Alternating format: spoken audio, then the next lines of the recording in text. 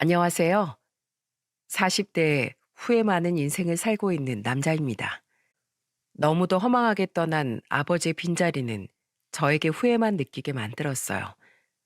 왜 그때 더 신경 쓰지 못했는지, 왜 미리 눈치채지 못했는지 후회만 가득합니다. 지금 순간도 가슴에 사무치는 후회는 어쩔 수가 없는 것 같아요. 저희 아버지께서는 생전에 좋은 일을 참 많이 하신 분이셨어요. 정말 이렇게 허망하게 떠나기엔 생전에 베풀면서 살았던 아버지의 인생이 억울할 정도입니다. 아버지는 표고버섯 농장을 운영하셨는데 해외에 수출될 정도로 꽤 규모가 컸답니다.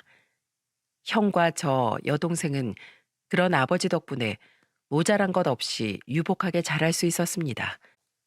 특히 아버지께서는 오래 살던 동네에 있던 초등학교에 장학금을 기부하시기도 했어요. 그래서 아버지는 감사패를 받기도 하셨답니다. 아버지와 제가 감사패를 어루만지면서 대화하고 있었습니다. 그러자 엄마는 그 모습을 보면서 나리서 목소리로 한 소리 했습니다. 그놈의 감사패 받는다고 뭐가 남어? 장학금 기부한다고 하늘에서 금덩이가 떨어지는 것도 아니고 뭐가 좋다고 저놈의 감사패를 애지중지하고 있어? 엄마는 아버지가 기부했다는 소식에 반가워하지 않았어요. 그런 엄마를 보면서 아버지가 떨떠름한 목소리로 말했습니다. 이미 다 결정된 건데 왜 자꾸 그래? 내가 당신 돈으로 기부한 것도 아니잖아. 남의 집 자식들 잘 살라고 저렇게 기부하면 걔네가 나중에 뭐 당신한테 효도한대? 얼굴도 모르는 애들 도와주고 뭐가 그렇게 좋다고 난리야? 그럴 거면 당신 장남이나 더 챙겨. 걔도 사업 자리 잡는 중인 거 까먹었어? 당신이야말로 큰아들 일에 신경 좀 꺼. 자기 사업은 자기가 알아서 자리 잡아야지. 언제까지 부모가 도와주기만 해? 아버지의 말에 엄마는 속이 터진다면서 한숨까지 쉬었어요. 그걸 보던 저는 참 의아했죠. 엄마는 항상 아버지가 좋은 일을 하면 괜한 돈 쓴다고 화를 냈습니다. 그 무렵 큰형이 사업을 시작하면서 엄마는 더 예민해져만 갔어요. 늘 형이 먼저였던 엄마는 아버지가 형을 더 챙겨주길 바랬던 겁니다.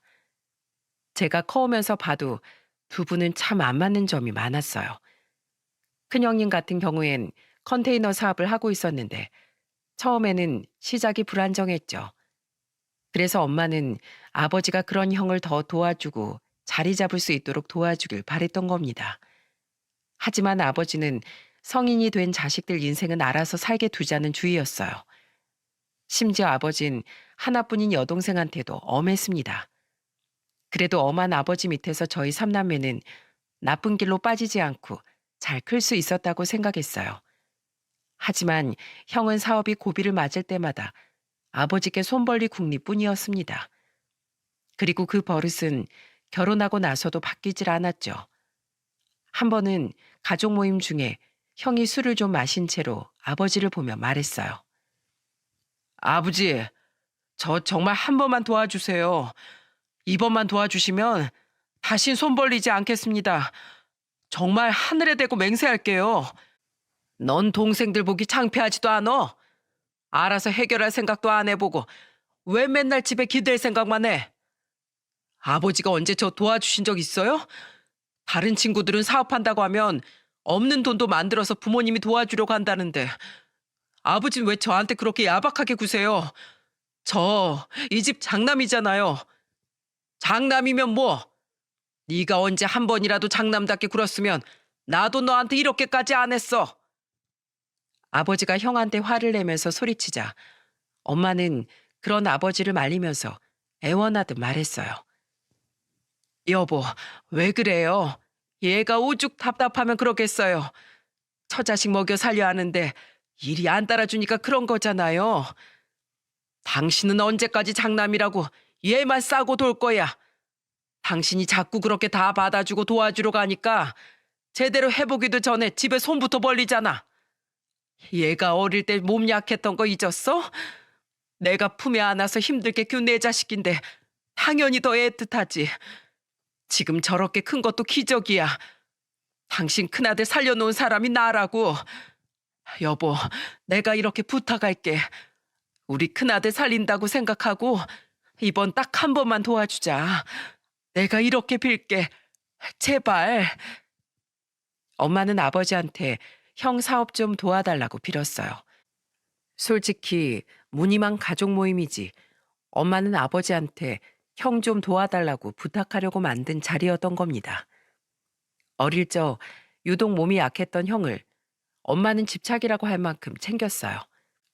그런 엄마를 보면서 아버지는 늘 답답해했죠.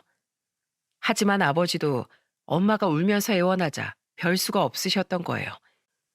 결국 아버지는 무릎을 꿇고 있는 형을 보면서 소리쳤습니다. 이놈아, 네 엄마랑 내가 널 어떻게 키운 줄 알아? 힘들게 키워놨으면 알아서 좀 살 때도 됐잖아. 왜 이렇게 부모 속을 썩히는 거야? 죄송합니다, 아버지. 저 정말 이번이 마지막이에요. 다신 손 안 벌릴게요. 정말이에요. 형이 아버지께 손을 벌릴 때마다 엄마는 그런 형을 감싸면서 아버지를 설득했어요. 저는 그런 모습을 볼 때마다 아버지가 참 안타까웠습니다. 오죽하면 여동생도 저한테 걱정하는 목소리로 이런 말을 할 정도였어요. 큰오빠, 사업 어려울 때마다 일부러 엄마까지 앞세워서 저러는 것 같지 않아? 뭐? 아이, 설마 아닐 거야. 이번에 가족 모임도 엄마가 큰오빠한테 꼭 애들까지 다 데리고 오라고 통화하는 거 내가 분명히 들었다니까? 애들도 있어야 아버지가 넘어올 거라면서 그랬어. 엄마가 그랬다고? 어, 내가 분명히 들었어. 큰오빠가 또 엄마한테 먹고 죽을래도 돈이 없다고 하소연했겠지. 저 정도면 사업을 하지 말아야지. 매번 이게 뭐야? 저는 여동생의 말에 깜짝 놀랐죠. 그 당시 저도 가정을 꾸려서 살고 있었지만 아무리 힘들어도 아버지께 손을 벌릴 생각은 한 번도 안 해봤어요. 아버지가 피땀 흘려서 모으신 재산인데 제가 어떻게 함부로 손을 벌릴 수 있겠습니까? 그런데 형은 조금만 힘들어도 아버지를 찾아와서 손부터 벌렸습니다. 그래서 그때는 저도 형한테 단호하게 말했어요. 형, 다음부턴 힘들어도 절대 아버지한테 손 벌리지 마. 야, 아버지가 나 도와주신다는데 왜 네가 난리야? 엄마랑 형이 울면서 애원하니까 도와주시는 거잖아. 아버지도 노후엔 좀 편히 쉬게 해드려야지. 매번 이렇게 엄마 뒤에 숨어서 아버지한테 손 벌릴 거야? 대체 언제까지 그럴 거야? 네가 도와줄 거 아니면 그만해. 내가 알아서 할 거니까. 어차피 집안 장남은 나야. 그러니까 넌 가만히 있어. 형은 제가 무슨 말을 해도 어차피 집안의 장남은 본인이라면서 화를 냈어요. 아마 이때부터 형은 아버지 재산이 자기 재산이라고 생각했던 것 같아요. 저는 형의 그런 까만 속을 전혀 눈치채지 못하고 있었죠. 도저히 말이 안 통하는 형을 두고 다시 아버지께 갔더니 여동생이 아버지를 살피고 있었습니다. 아버지, 괜찮으세요? 안색이 안 좋아요. 아니다. 내가 잠시 놀라서 그런가 보다. 좀 누워서 쉬세요. 괜히 큰오빠 일에 마음 쓰지 마세요. 그래, 고맙다. 내 생각해주는 것 둘째랑 너뿐이구나. 곧 큰오빠도 자리 잡는 날이 오겠죠. 아버진 건강 잘 챙기세요. 다음 검진 땐 제가 모시고 갈게요. 내가 건강해야 되는데 우리 딸한테 침만 되는 것 같네. 무슨 그런 소리를 하세요. 자식이니까 당연히 해야죠. 그러니까 걱정 마세요. 여동생의 따뜻한 말에 아버지는 편히 쉴 수 있었어요. 평소 아버지는 심장 질환을 앓고 계셨기 때문에 여동생은 큰형이 돈 얘기를 꺼낼 때마다 조마조마했어요. 연세도 점점 들어가시니 아버지 건강이 걱정될 수밖에 없었습니다. 하지만 형은 아버지의 상황을 알면서도 늘 돈 문제만 생기면 아버지를 찾았어요. 그래도 불행 중 다행인 건 형수가 아버지께 참 지극정성이었다는 거였죠. 정말 여동생만큼이나 아버지께 잘했던 사람이 형수였어요. 아버지가 좋아하는 홍시와 직접 끓여온 사골국까지 챙겨온 거예요. 아버지가 병원에 검진 다녀오는 날이라 저도 아내와 같이 아이들을 데리고 부모님 댁으로 갔죠. 그때 형수가 반갑게 저희를 맞이하며 말했습니다. 동서랑 같이 내려왔어요? 아이, 바쁠 텐데 뭐하러 왔어요? 안 그래도 내가 아버님 챙겨드리고 있었어요. 저는 혼자 부모님 댁에 와 있는 형수를 보면서 물었어요. 형은 안 오고 형수님 혼자 오신 거예요? 아, 그 사람이 오늘 같이 오려고 했는데 마침 딱 일이 생겨서요. 어쩔 수 없이 저 혼자 왔어요. 제가 사골국 좀 해왔는데 얼른 들어가서 같이 먹어요. 형수는 먼저 도착해서 아버지를 챙겨드리고 있었습니다. 제가 아내와 집 안으로 가보니까 부모님도 다 같이 식사하고 계셨어요. 그런데 엄마가 저와 아내를 보더니 날카로운 말을 내뱉었습니다. 너흰 왜 인제야 와? 형수가 제일 먼저 달려와서 이렇게 아버지 식사까지 챙겨야겠어? 엄마의 말에 저와 아내는 당황스러울 수밖에 없었어요. 형수는 전업주부였고 저와 아내는 맞벌이를 하고 있었거든요. 퇴근하고 바로 왔는데 이런 소리를 들으니까 억울하긴 했죠. 그때 아버지가 엄마를 탓하면서 말했습니다. 퇴근하자마자 온 것 같은데 왜 애들한테 트집을 잡아? 동주야, 오느라 고생했다. 어서 앉아라. 길은 안 막혔어? 네, 아버지 몸은 좀 괜찮으세요? 난 괜찮어. 우리 막내딸이 같이 가줘서 수월하게 다녀왔다. 다행이에요. 다음엔 저희가 모시고 갈게요. 정확히 결과 나와봐야 알겠지만 그래도 건강관리는 신경 쓰셔야 돼요. 제가 아버지를 보면서 걱정스러운 표정으로 말하니까 엄마는 또다시 절 탓하면서 말하기 시작했습니다. 말로만 건강관리 신경 쓰라고 하지 말고 행동으로 보여봐. 네 형순 여기서 밥까지 차리고 네 아버지 챙겨주려고 사골국까지 우려왔잖아. 그런데 왜 네가 형이 왔네 만에 찾고 있어? 형수만 왔으면 됐지. 괜히 형을 찾고 그래. 형이 없으니까 물어본 거죠. 그리고 저희도 평소에 다 알아서 잘해요. 평소에 하면 뭐하니? 눈으로 보여지는 게 없는데. 그러니까 내가 네 형이랑 형수를 더 예뻐하는 거야. 엄마는 그날따라 유독 형네 부부를 감싸면서 저를 탓하는 겁니다. 오죽하면 보다 못한 아버지가 그런 엄마를 말리면서 말했어요. 애들한테 괜한 부담 주지 마. 그리고 둘째가 어디 부모 서운하게 하는 애야? 애들 알아서 하게 냅둬. 당신은 그런 말 좀 하지 말고 오늘은 큰며느리가 해온 것 좀 봐요. 얘가 이거 가져온다고 얼마나 준비를 많이 했겠어요? 나도 눈이 있고 입이 있는데 당연히 알지. 누가 몰라? 큰며느리 고생했다고 다 알아. 근데 당신처럼 비교하면서 말하면 누가 좋아하겠어? 제발 애들 좀 비교하지 말라고 내가 몇 번이나 말해. 결국 엄마는 아버지와 이야기하다가 자리를 박차고 나갔어요. 알고 보니까 엄마는 제가 그 자리에서 형을 찾았다는 게 싫었던 거예요. 엄마는 형이 아버지 눈밖에 날까봐 늘 전전긍긍이셨거든요. 그런 엄마를 잘 알고 있었기 때문에 아버지는 엄마한테 자꾸 비교하지 말라고 한 소리를 하셨던 거죠. 정말 엄마한테는 큰형뿐인 사람처럼 평생을 살았다고 해도 과언이 아니었어요. 그러던 어느 날 아버지가 73세가 되던 해 우려했던 일이 터지고 말았던 겁니다. 바로 아버지께서 뇌출혈로 갑자기 쓰러지고 말았어요.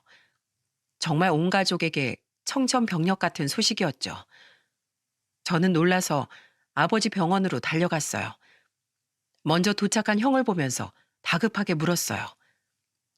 형, 아버지 어떤 상태셔? 뇌출혈이래. 일단 수술 끝나봐야 안다고 하니까 기다려보자. 저는 아버지가 그저 건강하게 깨어나시기만을 바랬어요. 워낙 연세가 많아서 수술 후에도 어떤 상태일지 걱정이었습니다.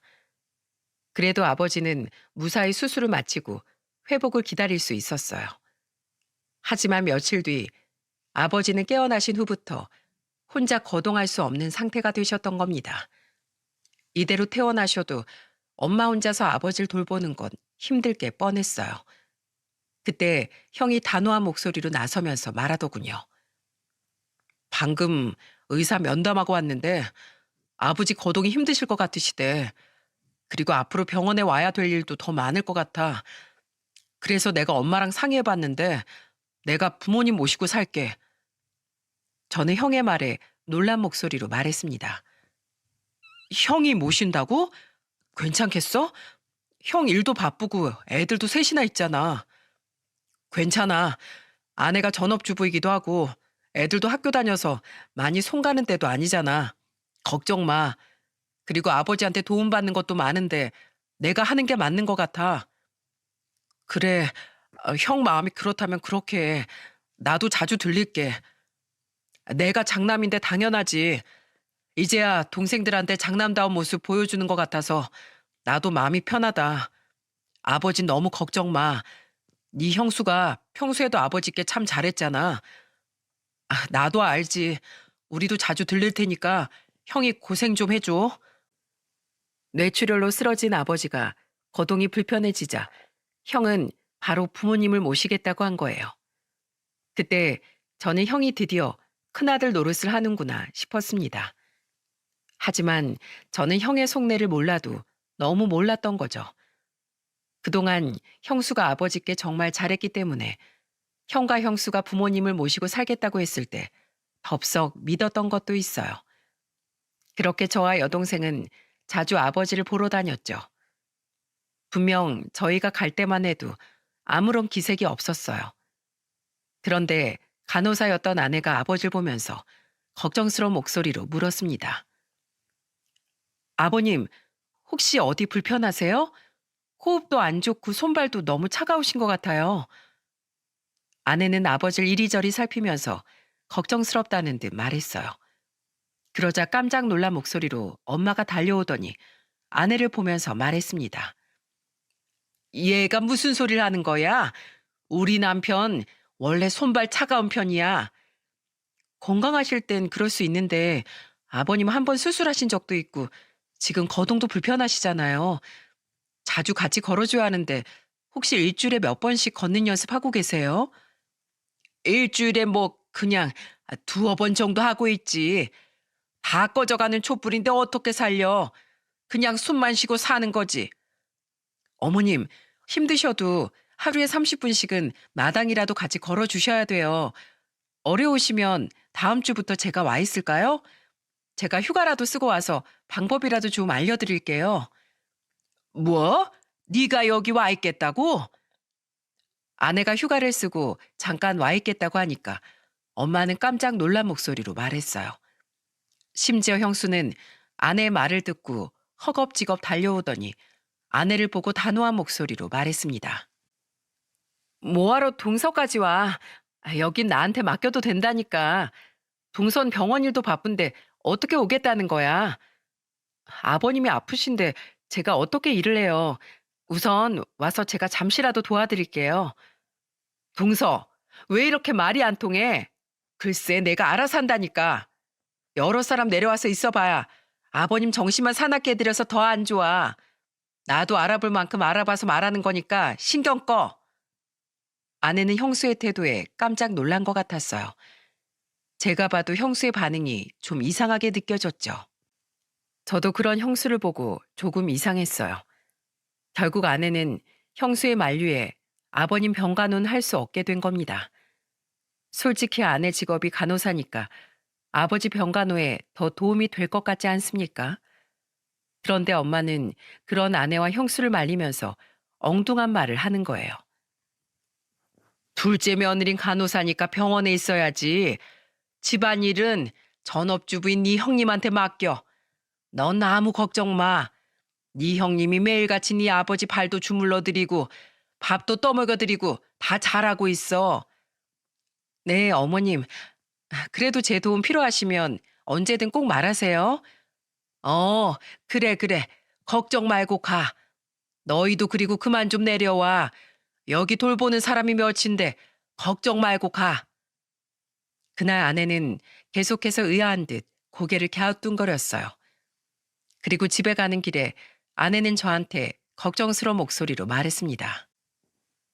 여보, 어머님은 내가 자주 오는 게 싫으신가 봐. 당신 힘들까봐 그런가? 3교대로 일해서 걱정될 수도 있지. 아니, 그런 게 아니라 꼭 우리가 자주 오는 걸 원하지 않는 것 같아. 저는 아내의 말이 그때는 이해가 안 갔어요. 그런데 아내가 지나가듯 했던 말이 확 떠올랐던 순간이 있었죠. 보험 조사관으로 일하던 저는 한 기관에 출장을 갔다가 미리 연락도 없이 아버지 집으로 갔던 적이 있었어요. 그때 제가 연락도 없이 등장하자 엄마는 하얗게 질린 얼굴로 저를 보며 물었습니다.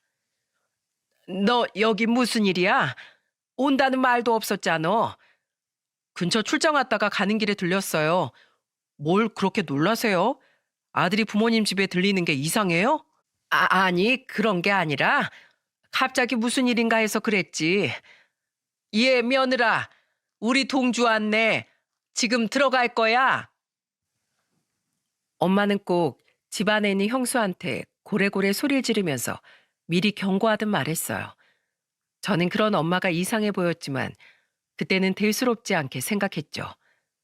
그리고 제가 방 안으로 들어갔더니 아버지는 촉촉한 눈가로 저를 바라보셨어요. 저는 그런 아버지를 보고 깜짝 놀랐습니다. 그때 형수는 젖은 수건으로 아버지 손과 팔을 닦아주면서 옆에 있었어요. 저는 아버지를 보면서 다급하게 물었습니다. 아버지, 지금 우시는 거예요? 동주야. 네, 말씀해 보세요. 어디 아프세요? 동주야, 배고프다.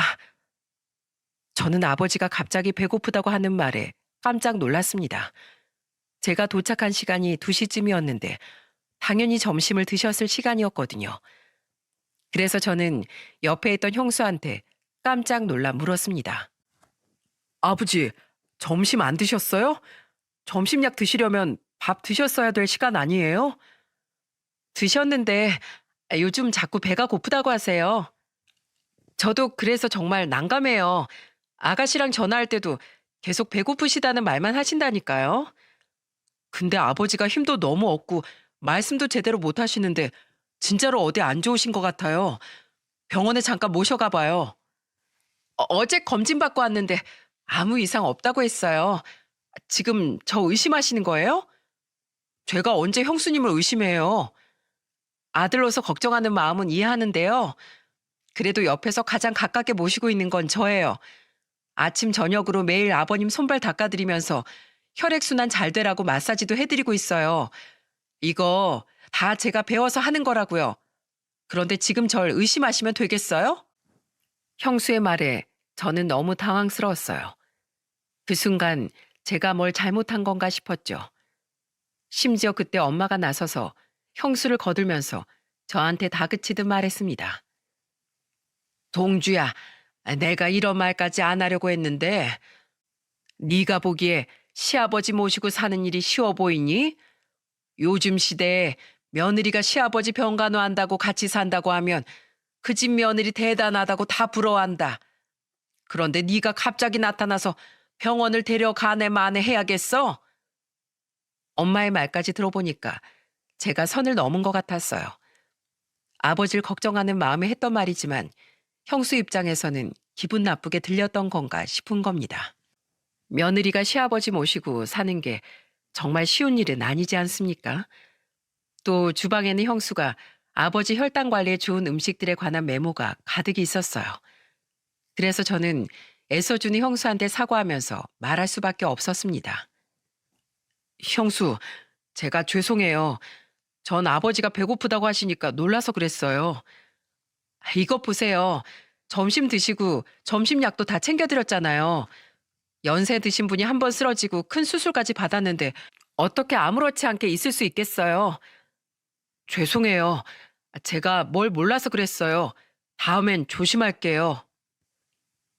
저는 형수한테 사과했어요. 아무래도 저보단 자주 보는 형수와 엄마가 잘 알겠지 싶었던 겁니다. 그 후 저는 아버지께 인사를 드리며 말했어요. 아버지, 전 이제 가볼게요. 다음에는 애들이랑 같이 올게요. 동주야, 여기서 자고 가, 어? 저 내일 출근해요. 주말에 올게요. 약 잘 챙겨 드시고 밥도 잘 챙겨 드세요. 아버진 그날따라 저한테 자고 가라는 말까지 했습니다. 그저 아버지가 자식 떠나보내기 아쉬운 마음에 하는 인사인 줄로만 알았어요. 그래서 저는 애써 무거운 발걸음을 돌렸죠. 하지만 그날 이후 저는 아버지의 슬픈 마지막 얼굴이 내내 마음에 걸렸어요. 그리고 저는 아내와 휴무를 맞춰서 같이 시골 부모님 댁에 가보려고 했습니다. 하지만 옛말에 그런 말이 있지 않습니까? 부모님은 효도하려는 자식을 기다려주지 않는다 하는 말이요. 저는 아내와 같이 아버지를 뵈러 내려가기로 했지만 갈 수 없었습니다. 바로 아버지께서 심장마비로 하루아침에 세상을 떠나신 거예요. 저는 엄마의 다급한 전화를 받고 병원으로 달려갔어요. 그런데 병원 영안실에 도착하자 충격적인 모습의 아버지를 마주하게 됐습니다. 저는 엄마를 붙들고 무슨 일이냐면서 물었어요.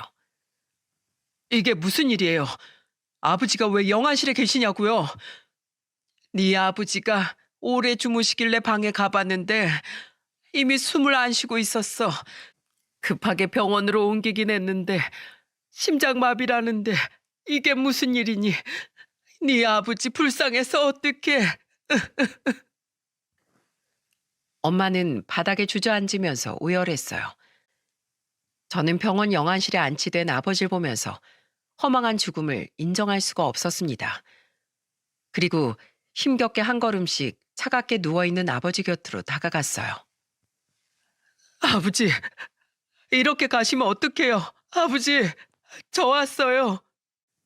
아버지를 보면서 울고 있던 그 순간 저는 이상한 자국을 보게 됐어요. 누워 계신 아버지 몸에서 멍자국이 보였거든요. 보험 조사관으로 일하던 저는 그 순간 안 좋은 예감이 들었습니다. 그리고 거동이 불편했던 아버지 몸에 멍이 있다면 이건 누군가가 폭행을 가했다는 게 확실하다 싶었죠. 그리고 아버지를 이리저리 살피기 시작했습니다. 그 끝에 제 결론은 단 하나였어요. 아버지 죽음에 무언가 있다는 걸 느꼈고 그 순간 정신을 다잡고 가족들 모르게 아버지 소지품을 찾았습니다. 그리고 저는 간호사의 도움으로 아버지가 병원에 실려오실 때 입고 있던 소지품을 볼 수 있었어요. 거기엔 아버지가 평소 목에 걸고 다니던 휴대폰이 있었습니다. 그 순간 아버지의 휴대폰은 제가 들고 있어야겠다 싶었어요. 그리고 저는 아내도 모르게 제 차로 가서 아버지 휴대전화를 뒤지기 시작했습니다. 잠금 설정이 안 되어 있던 아버지 휴대폰에서 저는 의문의 녹음 파일들을 다량 발견했어요. 아버지는 일을 할 때부터 실수를 줄이기 위해 늘 녹음을 하시는 습관이 있으셨어요. 그러다 보니까 일을 그만둔 후에도 중요한 일이 있으면 늘 녹음을 해두셨죠. 이런 습관이 있던 아버지를 잘 알기 때문에 저는 휴대폰을 제일 먼저 찾았던 겁니다. 그런데 녹음 파일을 확인한 전 큰 충격을 받고 말았어요. 바로 거기엔 형과 형수, 그리고 엄마의 실체가 그대로 녹음된 채 있었거든요. 첫 녹음 파일부터 너무 충격적이라 지금도 기억이 나네요. 시끄러운 소리가 들렸고 아버지는 힘겨운 목소리로 형수를 부르며 말했습니다. 며느라, 나 물 좀 줘. 아, 물은 왜 자꾸 찾아요? 물 마시고 나면 화장실 간다고 할 거잖아요. 누구 똥개 훈련시켜요? 나 목이 너무 말라.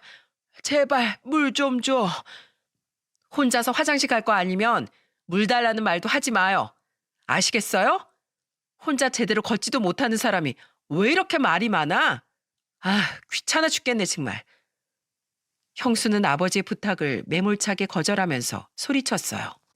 상황을 보니까 아버지가 뇌출혈로 혼자서 거동도 제대로 못하던 시기 같았습니다. 아마 그때부터 형수는 아버지를 제대로 돌보지 않고 흉내만 내고 있던 거예요. 그걸 듣던 저는 아버지 힘없는 목소리에 하염없이 눈물만 흘렸어요. 녹음 파일은 하나씩 넘길수록 경악을 금치 못할 정도였습니다. 형수의 만행도 기가 막혔는데 엄마의 태도는 저를 기겁하게 만들었어요. 여보, 배고파. 밥 좀 줘. 지금 삼겹살 먹는 거 몰라? 밥 타령 좀 그만해. 나도 먹고 살아야지. 나 그냥 옆에 좀 앉아서 밥만 먹게 해줘. 저놈의 인간 어떻게든 살겠다고 지팡이까지 짚고 온 거 봐. 큰애야, 네 시애비 밥도 주지 마. 저것 봐. 아유, 귀신은 뭐 하나 몰라. 저 인간 안 잡아가고 말년에 아주 혹을 붙였네. 당신 지금 그게 할 소리야? 어떻게 나한테 이럴 수가 있어? 시끄러워. 야, 동우야, 네 아버지 방문 좀 제대로 닫어. 아예 자물쇠 같은 걸로 잠가버리던지. 내가 밥맛이 다 떨어진다. 엄마는 큰형까지 불러서 아버지를 방에 가뒀어요. 심지어 형은 그런 엄마의 말에 단 한 번도 반박하지 않고 아버지한테 화내면서 소리치는 것 같았습니다. 그냥 좀 방에 있으라고 했잖아요. 왜 자꾸 나와서 식구들 기분 나쁘게 만들어요? 너 그러다 천벌 받아 이놈아. 네. 천벌 받을 테니까 제발 조용히 그 입 좀 다물고 방에 있어요. 녹음을 들을수록 정말 화나는 내용들 뿐이었습니다. 심지어 형은 그동안 아버지도 제대로 돌보지 않고 매일같이 아버지한테 돈 타령만 했던 거예요. 돈 어딨어요? 돈 좀 줘봐요. 아픈 아버지 모시고 사는데 장남한테 잘하셔야죠. 못 준다. 내가 너한텐 1원 한 푼도 못 줘. 그 돈 다 어쩌려고 그래요? 죽을 때 이고 가시려고? 어차피 내 돈 될 거 미리 좀 달라고요. 못 준다 이놈아. 그렇게 악을 써봐야 어차피 내 돈 될 건데 뭐하러 고집을 부려요? 통장이랑 도장 어디냐고요? 그 후 형은 아버지 방에서 우당탕 소리를 내면서 서랍 뒤지는 소리까지 들렸습니다. 그제야 저는 형과 형수가 선뜻 나서서 아버지를 모시겠다고 했던 이유를 알겠더군요. 이런 검은 속내가 숨겨져 있을 줄 누가 알았겠습니까? 이후로도 형은 아버지만 보면 돈으로 닥달을 했어요. 저는 아버지 휴대폰을 두 손에 쥐고 모든 진실을 밝혀내야겠다고 다짐했습니다. 그리고 곧장 경찰의 가정폭력으로 형과 형수, 엄마까지 모조리 신고해버렸어요. 제가 왜 그랬는 줄 아십니까? 바로 아버지가 쓰러지기 직전 형과 형수, 엄마까지 합세해서 있던 일이 그대로 담겨 있었거든요. 사고 직전 술에 취해 있던 형이 아버지한테 고함을 지르며 소리쳤어요. 내일까지 잔금 치러야 하는데 대체 돈은 언제 줄 건데요? 누구 미치는 꼴 보고 싶어서 이래요? 그러자 엄마는 취한 형을 말릴 생각도 없고 형을 거들면서 아버지를 타박하기 시작했습니다. 진짜 왜 그래? 장남이 잘 돼야 우리도 먹고 사는 거라니까. 결국 부모 모시는 건 장남뿐이라고. 돈 내놔. 죽을 때 이고 갈 거야? 더 이상은 안 돼. 우리 둘째하고 셋째한테도 물려줄 거야. 그동안 저놈이 해간 돈만 해도 얼만지 알아? 그러자 형수까지 나서서 아버지를 다그치는 목소리가 들렸어요. 아버님, 그러니까 그 돈을 저희 주면 앞으로 잘 모시겠다고요. 왜 이렇게 말귀를 못 알아먹어요? 안 된다고. 절대 못 줘. 1원 한 장도 못 줘. 아버지가 힘없는 목소리로 못 준다는 말을 반복했어요. 그러자 형이 괴성을 지르더니 아버지를 보면서 이를 악물고 소리쳤습니다. 내가 마지막으로 물어볼게요. 지금 마지막 기회 줄 테니까 당장 돈 내놔요. 딱 1억인데 왜 못 주냐고요? 지금 사업 힘드니까 빨리 1억만 줘요. 빨리! 난 눈에 흙이 들어가도 못 준다. 네 놈이 그동안 받아간 내 돈을 생각해봐. 더 이상은 못 줘. 아버지는 지금껏 큰형한테 줬던 돈이 꽤 컸던 것 같았습니다. 그래서 더 이상 장남한테 물려주시면 안 되겠다고 판단하신 거죠. 형은 아버지 말에 격분해서 넘지 말아야 할 선을 넘고 말았습니다. 그리고 아버지는 그런 형의 행동에 충격으로 심장마비로 돌아가시고 만 거예요. 아버지의 마지막 고통 가득한 소리에 저는 앞이 보이지 않을 만큼 울었습니다. 그리고 제 손으로 직접 식구들을 경찰에 신고한 거죠. 저는 경찰에 신고 전화를 하고 전화를 끊으면서 홀로 다짐했습니다. 아버지, 조금만 기다려주세요. 제가 꼭 아버지 한 제대로 풀어드릴게요. 다 밝혀서 죄값 치르게 할 거예요. 그때까지 잠시만 기다려주세요. 둘째 아들 믿어주세요.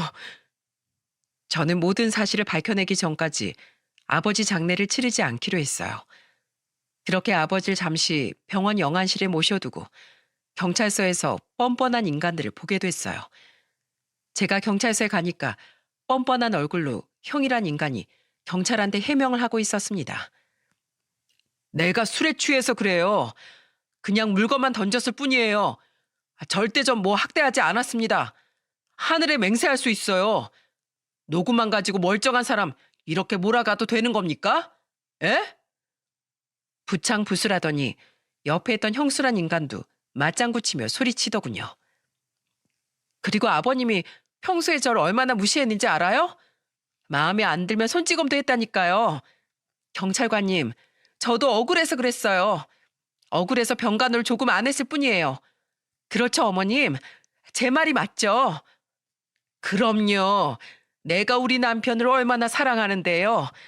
이 나이 먹도록 다른 남자 쳐다본 적도 없어요. 경찰서에 가보니까 뻔뻔한 인간들이 입만 열면 거짓말을 내뱉고 있더라고요. 저는 그런 엄마의 이중적인 모습에 화를 내며 소리쳤습니다. 그 입 다물어. 당신들 아빠한테 어떻게 그럴 수가 있어? 그러고도 사람이야? 엄만 대체 아빠한테 어떻게 그럴 수가 있어? 야, 너 뭐야? 네가 신고했지? 넌 모르면 가만히나 있어. 네 아버지한테 내가 얼마나 당하고 살았는지 알아? 맨날 계집질에다가 돈 좀 번다고 사람을 얼마나 개무실했는데 그렇다고 사람을 저런 식으로 학대를 해? 대체 형이 뭐길래 이런 짓을 해?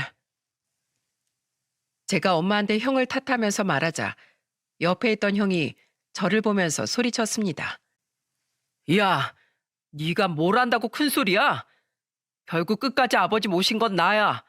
그러니까 당연히 아버지 재산도 내 거지. 또 그놈의 돈이야? 지금껏 너한테 들어간 돈이 얼만 줄 알아? 아버지가 너 해준 돈만 5억이 넘어. 그때마다 나랑 막내 동생이 뭐라고 했던 적 있어? 아무 말도 안 했잖아. 그러면 적당이라는 걸 알아야지. 그리고 5억이면 아버지가 평생 모은 돈 중에 절반이나 가져간 거라고. 그렇게 뜯어가고도 부족했어? 뭐? 너 이런 싸가지 없는 걸 봤나? 어디서 형한테 야래? 너같이 개념 밥 말아먹은 놈한테 형 소리도 아까워. 그러자 형수라는 게 갑자기 형편을 들면서 저한테 삿대질을 하기 시작했어요. 진짜 사람 이상하게 몰아가네. 증거를 가지고 와요, 증거. 너도 똑같아. 내가 세트로 묶어서 죗값 제대로 받게 할 거야. 그리고 이게 증거야. 이 녹음 파일에 니들 목소리 다 있어. 동영상도 없잖아. 위아래도 모르고 날뛸 줄만 알지. 제대로 된 증거도 없잖아. 진짜 우리도 짜증난다고. 그 와중에도 제대로 된 증거도 없으면서 사람 몰아가냐면서 소리를 지르는 겁니다. 어쩜 그런 짓을 해놓고 이렇게 뻔뻔할 수가 있는 건가요? 저는 그래서 결정적인 제보라도 찾기 위해 동네 사람들을 찾아갔습니다. 한 동네에서 오래 살았기 때문에 저희 아버지를 아시는 분들이 많았어요. 그때 동네 노인회관에 음료수를 사들고 가서 아버지가 어떻게 사셨는지 뒤를 밟기 시작했죠. 그러자 어떤 할아버님께서 제 손을 꼭 잡으면서 소리치셨어요. 이놈아, 왜 이제야 왔어? 죄송합니다. 제가 너무 늦었습니다. 일찍 와서 아버지에 대해 물어봤어야 했는데 죄송해요. 네 아버지처럼 불쌍한 사람 없어. 평생 자식밖에 모르던 사람이야. 네 엄마가 옆 동네 김씨랑 바람나서 동네가 난리 났을 때도 네 아버진 오로지 자식들 생각해서 참았어. 네? 그런 일이 있었어요? 끝까지 애들은 몰라야 한다고 얼마나 노력했는지 몰라.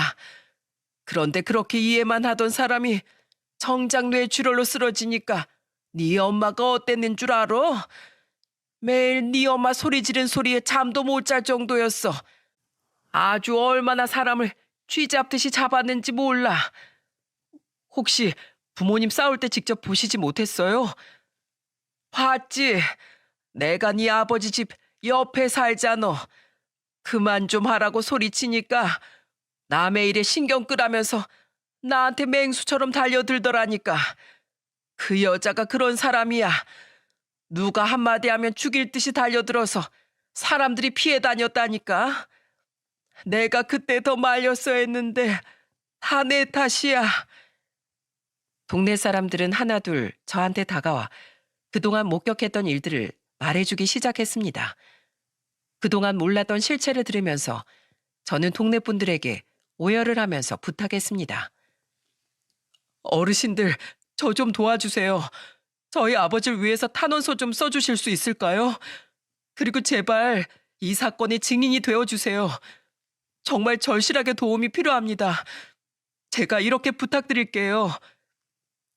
저는 무릎을 꿇고 고개를 숙이면서 눈물을 흘리며 간곡하게 부탁했어요. 그러자 어떤 할머니께서 저를 보며 말하셨습니다. 우리가 당연히 해야지. 이 동네 오래 살면서 그렇게 좋은 사람 네 아버지뿐이었어. 우리가 뭐든 도와줄게. 좋은 사람 편히 쉬게 해줘야지. 그러자 다른 분들께서도 모두 돕겠다면서 나섰어요. 그 결과 정확하게 27장의 탄원서를 모을 수 있었습니다. 심지어 증인까지 자처해서 기꺼이 경찰서까지 나와주셨어요. 그리고 탄원서와 증언들이 모두 채택되면서 악마 같은 인간들이 법의 처벌을 받을 수 있었습니다. 노인 학대 및 폭행으로 형이란 인간은 1년 10개월, 형수란 여자도 징역 6개월을 받았어요. 그리고 같이 가담한 엄마란 인간도 징역 1년을 선고받게 된 겁니다. 저희 아버지의 인생을 이렇게 망쳐놓고 가해자들이 겨우 이 정도 처벌을 받게 된 게 충격적이었어요. 심지어 판결 사유도 기가 막혔습니다. 초범에다가 사망에 이를 만큼 직접적인 정황이 없다는 거였죠. 이게 말이 됩니까? 아버진 75년 동안 한평생 동네 분들의 존경을 받았고 자식한테도 한결같이 자상한 분이셨어요. 이런 아버지를 위해 제대로 된 복수도 대갚아주지 못한 게 한이었습니다. 여동생은 판결이 끝나고 엄마란 여자를 보면서 소리쳤어요.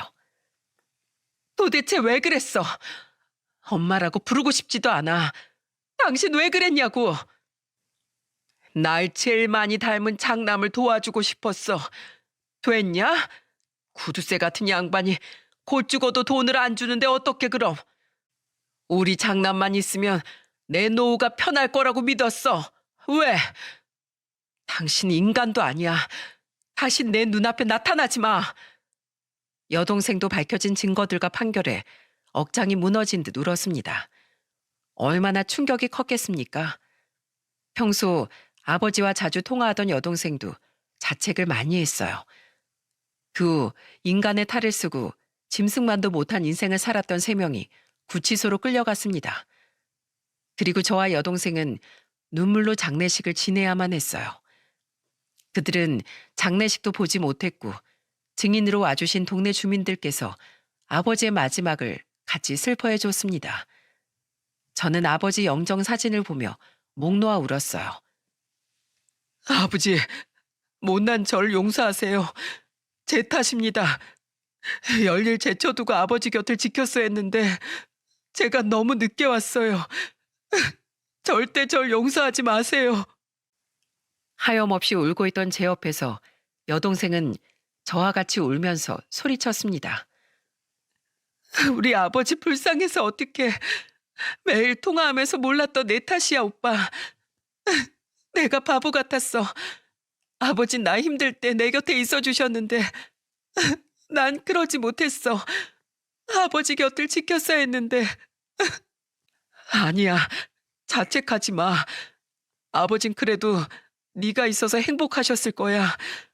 우리가 이러고 있으면 아버지 편히 못 쉬셔. 마지막은 편하게 해드려야지. 아버지, 죄송해요. 제가 아버지 사랑에 효도하고 싶었는데 이렇게 가버리실 줄 몰랐어요.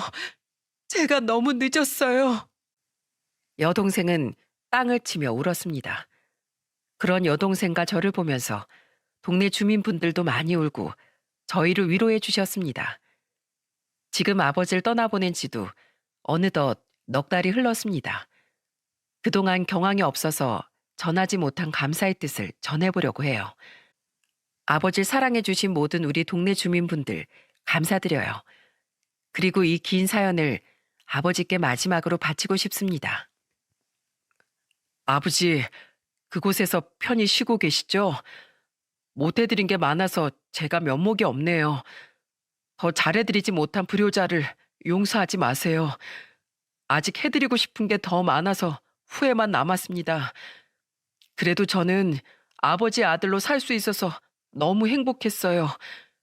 좋은 추억과 아버지가 주신 사랑 가슴에 품고 열심히 살아볼게요.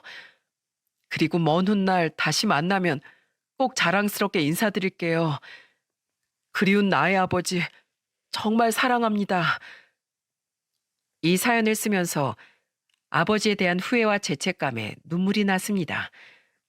제 사연을 들으시는 분들이 부모님께 효도할 기회를 놓치지 않길 바랍니다. 그리고 꼭 건강할 때 부모님께 전화라도 한 번 더 해드리면 어떨까요? 지금 와서 후회되는 건 아버지께 더 자주 연락조차 못했다는 게 참 미련처럼 남네요.